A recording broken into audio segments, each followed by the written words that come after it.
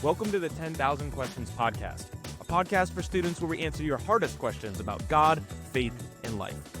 Hosted by Val O'Brien, the director of the 10,000 Questions Project and personal friend and general fan of young people, listen to hear conversations that are full of genuine curiosity, intellectual honesty, and a sincere desire to know what is true and make sense of the world. Everyone has questions. What are yours? Hello, everybody. Welcome back to the 10,000 Questions podcast. I'm your host, Val O'Brien. We have another interview episode today. We have my friend, Jordan Amari, with us today, which I'm so excited about. I think this episode is going to be really thought-provoking for you. So I think that this is going to be an episode that you're going to think about after it's over. I already think that. So get ready. In the next, 20 seconds, I want you to get ready. I want you to get your heart ready. I want you to get your mind ready. This girl has a story to share with us today. And I think that you guys are really going to both enjoy it. I think it's going to stir your heart and your mind. So get excited. So without any further ado, please welcome to our podcast, Jordan Amari. So Jordan, we're so glad to have you. Hi, I'm so glad to be here. I'm super excited. We've talked about this for a little while. I'm so glad to finally be having this interview. And I'm excited to just hear your story all the way through. So I think this is going to be a lot of fun. Yes, thanks for having me. Yeah, of course. So we met Jordan. We have had mutual friends for a while that we didn't know about. And then we finally met last year, a little over a year ago, I think. Yep. At the Chick-fil-A Conference Center in the outskirts of Atlanta. So did you know that place was owned by Chick-fil-A before we got there? Because I did not know. I had no idea. And then I tasted the food and I'm like, this is fabulous. Who caters, all of that. And they were like, yeah, this is owned by Chick-fil-A. I'm like, makes sense. That's the Lord's chicken. That is the Lord's chicken. I know. Not that I want to spend way too long on this, but nothing has ever made more sense than that place was owned by Chick-fil-A. So too funny. I remember when I pulled up in the parking lot still, there was an employee standing there. I rolled down my window and they're like, hello, what is your name? I tell them and they go, hello, Miss Valerie. We have a spot for you at da-da-da-da-da. Can I take your luggage out of the back seat of your car? I'm like, what? And it was in my room waiting for me when I got there. And I pulled away and he said, my pleasure. And I'm like, everything makes sense. Everything makes sense. Yes, it was fabulous. So anyway, but a true treat of that week, at least for me, was getting to meet you, getting to put some of our friends together and all of that stuff. And I've just been so grateful just for your friendship and the way that you speak about things since then. So, okay, what I didn't know at the time when I met you at Chick-fil-A, the Chick-fil-A Haven, was that you were about to publish your first book when we met. Yep. And can you just tell us a little bit about your book and just what it's called? And we'll link to it in the show notes, but just tell us about your book and kind of what that process was like. Yeah. So my book is called Her Thorns: When Pain Paves the Way to Healing. And basically it's just my story, my journey, kind of from how I grew up to now and just how God has met me in the really hard places. A lot of my story is marked by pain and suffering. And I had a lot of questions for God. I had a lot of doubts about God and my faith. And he encouraged me to put it all in a book that would eventually help other people. I was reluctant at first because when I first started writing the book, I was still going through a lot of the trauma and a lot of the healing. But little did I know the book writing process would also be a part of my healing process. So it has been an incredible journey. I was with a publisher at first when I first started to write the book, but in the editing process, they wanted to change so much that it didn't feel like my story anymore. And after I started to pray and ask God, what should I do? I just felt the nudge to go ahead and self-publish because I feel like we need real stories. We need real stories about what God has brought us through, and we can't filter the messy stuff. So I went ahead and self-published. It was a little harder because I had to do all of the marketing and everything by myself, but it was totally worth it. Yeah, no, I love that. You did tell me about the publisher and just how that whole situation went down before. I love that. And even on our podcast and really our whole ministry of 10,000 Questions is about like, what do we do with the hard questions, with the doubts, with the things that we face? And, you know, it's been my experience just personally, but also with like the students I work with and my own friends and the own people in my life of like, sometimes it's an intellectual question that we get hung up in, but a lot of time it's a really hard question that comes out of our story and out of our experience, out of like, we hear something about, you know, the Bible, about religion, about whatever, and then for some reason it doesn't seem to fit right with what we're experiencing. And sometimes that can really send us spinning. And what we want to do is like, we want to go to Jesus with that spinning and say like, okay, tell me more. Jesus, tell me more. But a lot of times those things come out of just like our life story. And so I love that you've done the work of that. But right now, before we get like real deep into your story, what are 3 words that describe your life right now, today? What describes your life right now? Okay, I would say transition, uncertainty, and joy. Yes. Those are 3 words that describe my life right now. Know a little bit about transition because you got married, what, 2 weeks ago? Yeah, we're going on actually 4 weeks now. Like time is 4 weeks. flying, but I am transitioning into being married, into being a wife. And I never had examples of healthy marriages growing up or even healthy 2-parent households because I was raised by a single mom. So this is all new to me. And I want an opportunity to just do things differently than how I'm used to and how I grew up. And I want to have a healthy home, healthy marriage. I want to be able to disciple future kids well. So it is a lot of new territory, but I'm super hopeful because the Lord is good. So, Yeah. yeah. Yeah, that's great. And we were talking before we started recording that you're also moving this weekend. Yes. So it's not just like the mental transition, it's the physical transition too. Yes. Literally. Yes. In transition, that was your second word, right? Yeah. Transition, your Transition, second word? first word, second word was uncertainty. Yes, Yeah. uncertainty. Okay, Yes. say Yeah. more. Say more about uncertainty. I feel like this year is the first year that I haven't set these super specific concrete goals, which is not normal for me. I have my vision board, I have a word for the year, I have specific goals that I want to tackle. And this year I just felt a special conviction to just trust the Lord and go where he is leading me. And that's a little scary for me because I like to know where I'm going, what I need to bring, and all the things. But I just really feel a special call this season to just trust the Lord and go wherever he asks me to go and do whatever he asks me to do. Yeah, that's great. And then joy. It all wraps up with joy. It all wraps up with joy. Like I said in the beginning, a lot of my story is riddled with pain. And sometimes it feels a little weird to actually be experiencing joy and happiness. And right now I am giving myself permission to feel that. I feel happy. I feel joyful. I'm so excited about what God is doing. So yeah, joy is my last word. I love it. Well, I was going to say when I know that life is not perfect. It never is. There's always there's always stuff going on, and that's just part of living on this earth. But I was going to say, when I look at you and when we talk, even just as friends, I'm like, I see somebody who is thriving, who knows who they are, who is living with purpose and with joy and all of these things. So I see that in you in this stage of life, but it's probably safe to assume that it was not always that way. That if I were to like jump into your life, if I would have known you maybe like 7 years ago, life was kind of looking pretty different for you than it is now in this season. Yeah.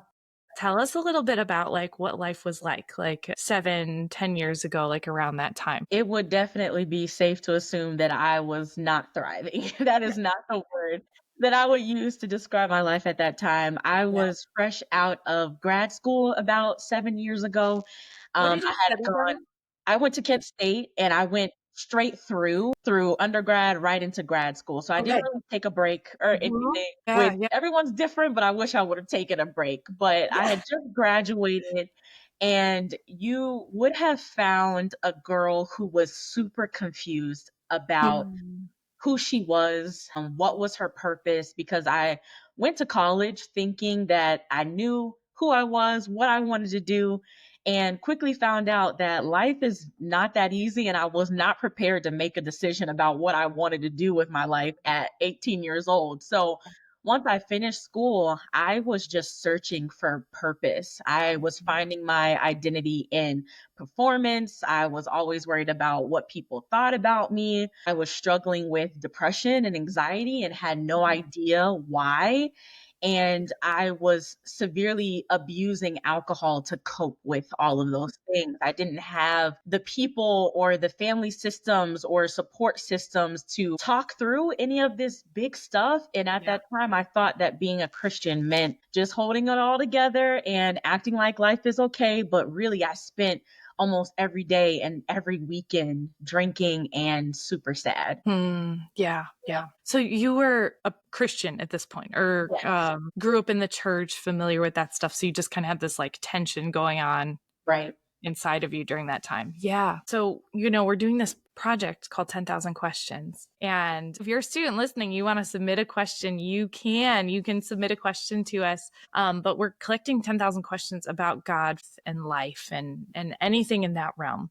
To just have honest conversations about those answers. I love that you just brought up like some of the questions that you were asking at that time, because I get so many questions, hundreds of questions already, about some sort of pain that students are experiencing. And it's really interesting to me because the questions about pain sound different from people that were raised in the church than people that are maybe outside of the church or never raised in that, didn't have that experience. And it's fascinating to me to hear even how some of the wording and stuff is different. But a lot of times from people that are inside the church, the question sounds something like, why would God allow blank horrible thing to happen to me? Why is my life terrible if God loves me? Or something like that.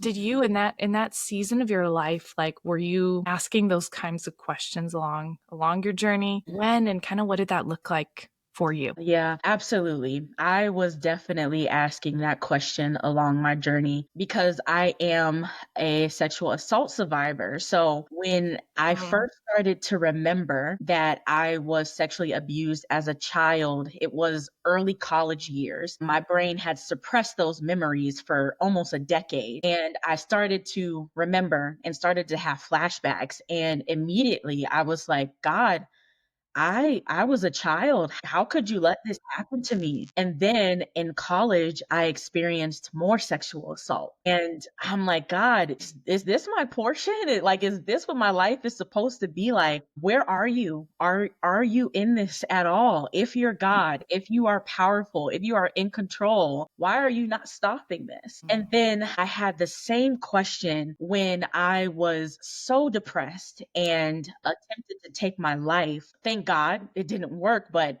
I was sitting there like, Lord, if you are God and if you are here, if you can hear me, please take this pain away. Where are you? Why are you watching this? One part of my journey that I realized in retrospect was I didn't really blame God for anything that happened to me, but I was definitely angry with him because he felt like a bystander. He felt like he just sat there, watched it happen, had the power to stop it and didn't. So that's where a lot of my anger came from. I think I had a good idea that God doesn't that he doesn't want me to he never planned this for us from the very beginning. Like he doesn't find joy in our pain and suffering. I think I had a good concept of that, but I did not understand why, if you are sovereign, if you are in control, why he didn't step in and stop all of this pain and suffering. Yeah. And I mean, I guess that this is the $1,000,000 question, but do you feel like God met you in that question, in that space? Do you feel like he answered you or helped you make sense of that in your mind? Because I think that is a real question that so many of us have had in the midst of pain and in the midst of suffering, of like, maybe my theology is such that I understand that, like, God, you don't cause horrible things to happen, but I do believe that you're strong enough to stop it. And why didn't you? Yeah. Yeah. Yeah. So do you feel like God met you in that? And what did that look like? If I can like even say both intellectually, how did he meet you? And just personally, like as his child, how did he meet you in it? Yeah. So I would say that God first met me personally, then intellectually in all of these questions. When I was in the hospital for my last suicide attempt, it was ironically the calmest I had felt in years. Imagine that. Like it is the beginning of COVID. hospitals are crazy. They're crazy. I'm there. I have nurses coming in and out asking me, why did you do this? Who's your support system? Are you on medication? Like, it was the least peaceful environment, but somehow in my spirit, it was the calmest I had felt in a really, really long time. And I just knew that that was the Holy Spirit. There was nothing else that could explain that, because I still felt depressed. I still felt very sad. I still felt like, man, and now I'm really embarrassed that I'm sitting here having to ask all these questions. But I still had this certainty and this calm that the Holy Spirit was with me, and he had been with me the entire time. Every single time I had asked the question, every single time I doubted, I just knew in that moment that he had been there. It wasn't like this grand epiphany or anything like that. It was just a calm knowing. And then I felt like God has met me intellectually, because he has helped me start making sense of my story and be able to tell it coherently. I, for a long time, couldn't even put language to what happened to me. I was having a hard time using the words depression and sexual assault and things like that. He helped me put language to what happened and also be able to tell my story in a coherent way that would help other people. So through therapy, medication, community, and now even my job, God has helped me put those puzzle pieces together. It's no longer fragmented or spotty,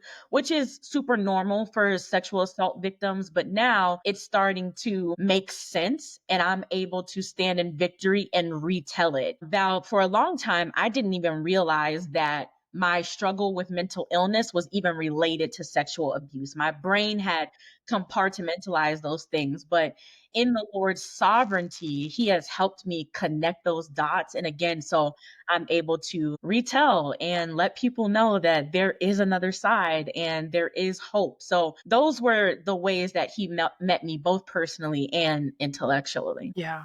Yeah. I was going to say, sometimes I know that it happens that sometimes the Lord shows up, God shows up in really powerful and profound, feeling supernatural ways. I absolutely believe that God can do that, but I feel like more often it is what you're talking about. It is, just this like quiet peace, the peace that passes understanding, that we say, it doesn't make sense that I should feel this way right now, but I do. And that is the Holy Spirit protecting us, calming us, all of those things. And that a lot of times it's like, no, it wasn't some like grand revelation. It was just this understanding that God was there, that he cared. A lot of times, again, I hear something similar from people that aren't religious, that have no real knowledge of God, that sometimes look at situations like yours, and the questions that they ask are kind of like, you're Christian and that happened to you? I'm good. I'm not interested. Like, I thought that like being a Christian protected me from that stuff, or like, I'm out. Why bother? If you are a Christian and you're trying to follow God and this is what he does to you, I have no interest in that.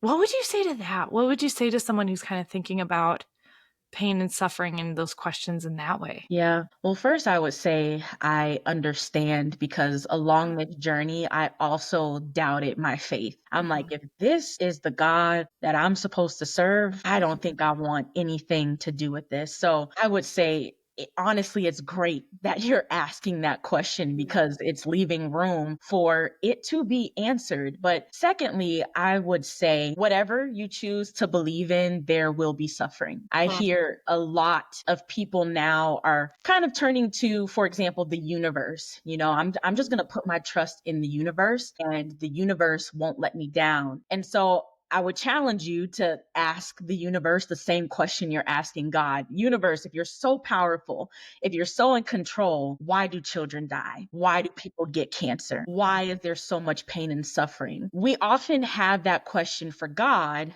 but nothing else that we choose to believe in, or any other alternative that we choose to believe in. Because if we're willing to admit it, no matter what we choose to follow and believe in, there's still pain and suffering in the world. And I say that to say suffering and pain is a part of the human existence. But as a Christian, we have hope, because it was never supposed to be that way. God made this world perfect and without pain and suffering, and sin made it imperfect. So I choose to follow Jesus and I am a Christian because there is nothing else, no other religion that promised me a savior who came, died for my sins, rose from the dead, ascended, and is coming back for me, for us, his church, his bride. Like nothing else promises that. So these are great questions to have and be wrestling with. I definitely did. God is big enough for that. But I would just challenge you to dig a little deeper because even if you don't trust in God, the pain, it doesn't go away. People still get cancer.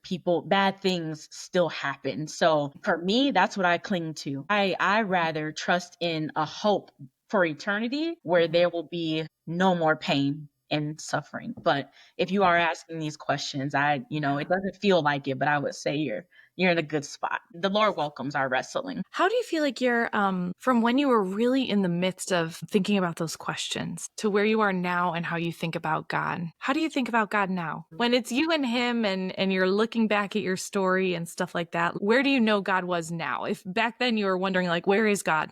Where is he? Where do you think he was? And where is he now? How has he kind of answered that for you? Now I'm confident that he had always been there. I just had a bad theology of the purpose of pain and suffering. And that's kind of the basis of my book too. When Paul is asking God to remove the thorns in his side, that's where I got the title, Her Thorns. He's asking him over and over and God is saying, no, my grace is sufficient. And so I felt like mental illness and the things that I was struggling with, that was the thorn in the side. Like, Lord, where are you? Remove this. And he was saying, I'm here, but I am teaching you something through this. I am growing through this. And I think before I thought of God, like I said, as a bystander, I also thought of him as this super strict father. You better not break his rules or there will be consequences.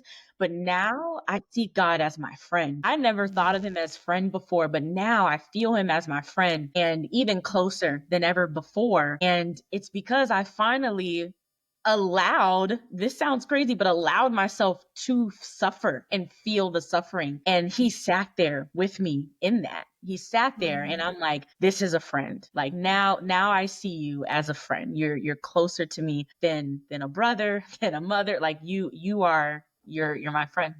Yeah. I love that. I love it because, again, we're never promised that we're not going to face suffering. And yet, I don't think anything else can offer us the friendship, the nearness, the hope in our suffering like Jesus. Yeah, absolutely. And the promise that he is going to make all things new. And that honestly is one of the things that's most compelling to me about being a Christian, is that there's an answer for the suffering that we face. But I love hearing how that's played out in just such a personal and deep way in some really deep pain in your life and struggles. I know that there are people listening who have experienced sexual abuse. I know that because I've gotten questions about it. I know that there are people that are struggling with suicidal ideation. That also is in our questions. And I know that there are people that like want to wad up all of Christianity and just like throw it out the window. They're like, I'm over it. I'm done with this. What would you say to them? Like if they were just sitting here in the room with us, or if you had a one-on-one conversation with them, how would you encourage somebody who's maybe just like in the throes of where you were,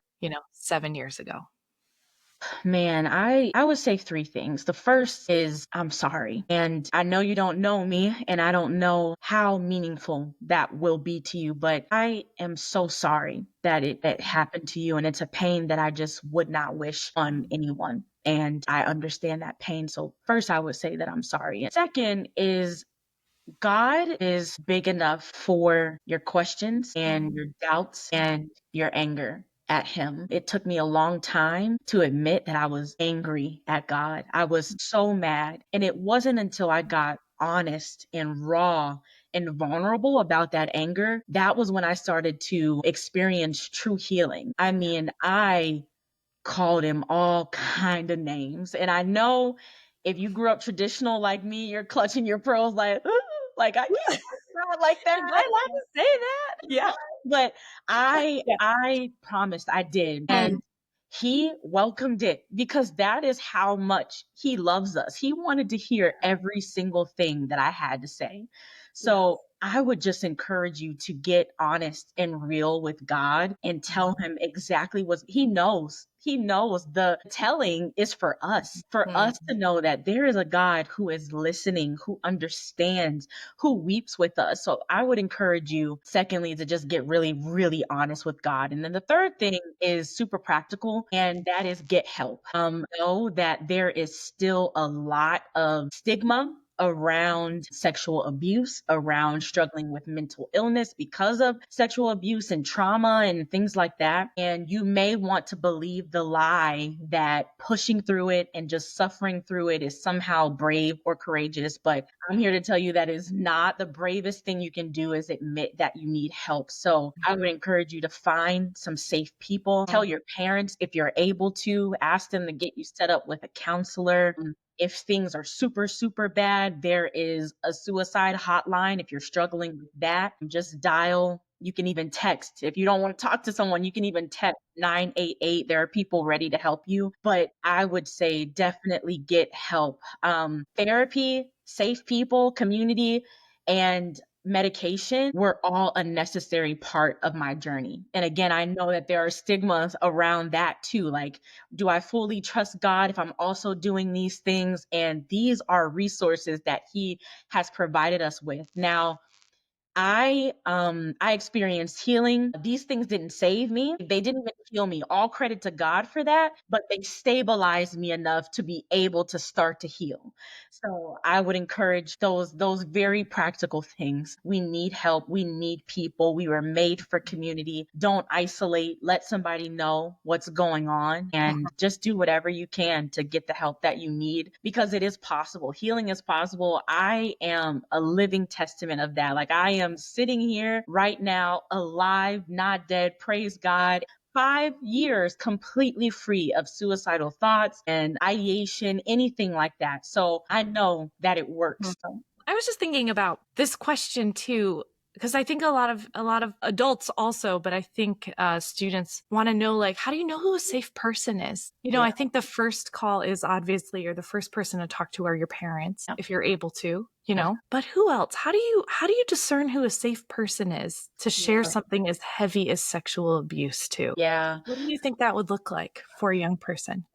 Yeah, that was really hard for me because I just wanted to be known, and so badly that I would just trust anybody with the information, and that wasn't wise. That wasn't wise to do. But it's both, and because vulnerability is always a risk. So first I would say pray. That seems so simple and cliche, but the Lord will put people in your life that are safe people. And then I would try it little by little. I don't want to say test the person, but lack of a better term, kind of like put little by little information out there and see how they respond. Are they an active listener, or are they super dismissive or invalidating? And you know that is probably maybe not the safest person to disclose information. The whole thing too. Yeah. Right, right. Getting hooked up with a counselor is a safe option because they are trained professionals to talk about this with, but I know that is not easily accessible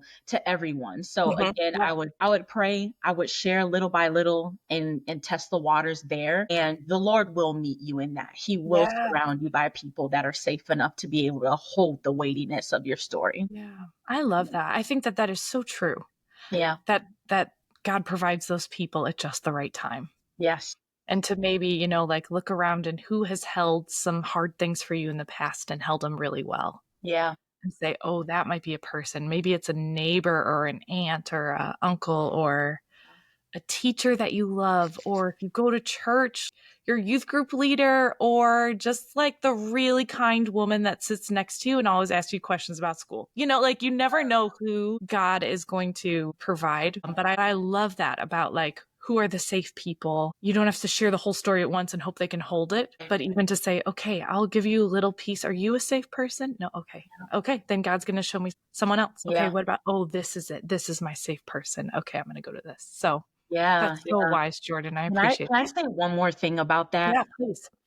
a lot of times people are waiting for you to also be vulnerable in order for them to say me too. Like I can't tell Oh, you how many times I've been in a small group and shared just a snippet of something, and whether it's in that moment or a text afterwards of someone saying thank you for sharing that, because me too, I experienced that too, and I just never felt safe enough to say it. So when I say that vulnerability is always a risk, there's that also, but there is just no greater feeling than also being surrounded by people who also get it. Like I think a lot yeah. of times we stay stuck in shame and quiet about what happens to us because we are made to feel like we're the only person dealing with said thing. And that couldn't be Yes. any further from the truth. 9 times out of 10, there is somebody else that was just waiting for someone else to go first. Yeah. That's the bravery, right? Like that's Yeah. the courage. Yeah. Yep. Yeah. The Mhm. wisdom. Oh, I love it. That's so good. Thank you for adding that. Okay, to end on a little bit of a higher note, this is one of my questions. This has been a great conversation, Jordan. I've Yeah. loved it. Yeah. So insightful. Okay, if you were able to go anywhere for 2 weeks, all expenses paid, just one place though. People are always like, well, can I take planes to multiple places? No, you can't. You can only go to one place for 2 weeks. You're parked there. Where would you go and why? I feel like I'm cheating a little bit because I've already been here, but That's okay. You can go back. You can go back.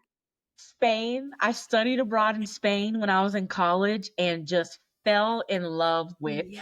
the country, the people, the culture, the food. It was just something that I had never experienced before. And if I could live in Spain, I would. Like the citywide siestas, they're just so I'm much. into that for sure. They move at a slower pace than we do. They enjoy life. They go home and get to spend time with family. And I was just captivated by the culture in Spain. So all expensive paid, that's exactly where I'm going. That's awesome. I love it. That's a great answer. Oh, I might Yeah. need to add that to my list.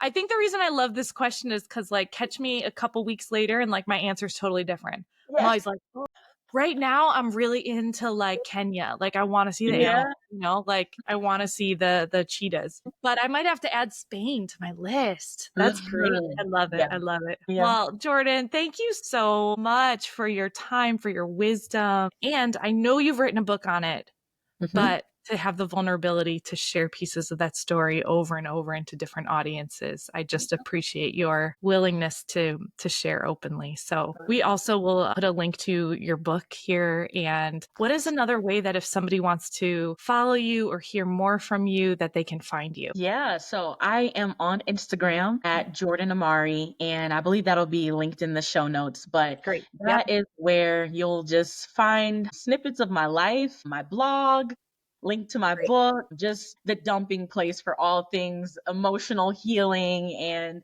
that's Yeah. just something I'm really passionate about. So I use that platform to share pieces of my story and what's going on right now to encourage others. Great. Yeah. Well, it has been a joy. We actually are we already have planned to have you on the podcast again.